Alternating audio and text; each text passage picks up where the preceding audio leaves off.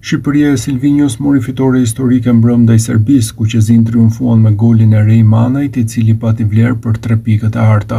Tati Mendes, vajza e trajnerit Silvinjo, prej kohësh reagon kur luan kombëtarja jon, dhe në ndeshjen historike ndaj Serbisë ka qëndruar po ashtu aktive. Nëse një lojtar do duhet të veçohej mbrëm, të gjithëve mund të shkojë mendja tek Rej Manaj si autori golit vendimtar. Në anën tjetër, Tati ka pikasur vetëm portierin Strakosha.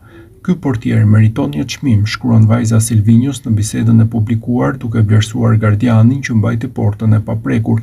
Strakosha ishte ndër protagonistët me pritjet dhe daljet e tij.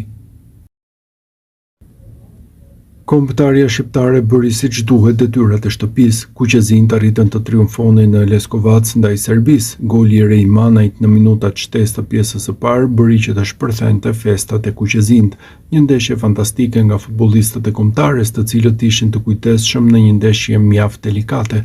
Lojtarët që luajtën me zemër duke lënë shpirtin në fushë dhe në fund u shpërblyen me 3 pikët ndaj rivalit të përjetshëm të Shqipërisë. Nga porta në sulm të gjithë treguan grintë dhe cilësi, duke bërë që serbët të mos gjinin dot rrugën e rrjetës. Tomas Strakosha nga SofaScore është cilësuar si futbollisti më i mirë në fushën e lojës. Gardiani i portës, i cili i tha disa herë jo golit të Serbisë, është vlerësuar me notën 8.4, më shumë se gjithë të tjerët. Pasdite kombëtarja shqiptare vjen Rej Manaj me 7.8, ndërsa më pas renditet Gjimshiti me 7.5. Pas tyre vjen Mitaj me 7.3, ndërsa me notën 7.2 janë vlerësuar Erlinda Jeti, Elseid Hysaj dhe Kristian Aslani.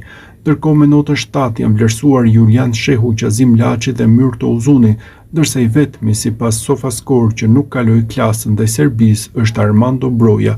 Lideri i sulmit është vlerësuar me notën më të ulët nga kuqezinjtë me vetëm 6.5, ndërkohë performanca e kombëtares shqiptare ndaj Serbisë është vlerësuar në total me notën 7.9.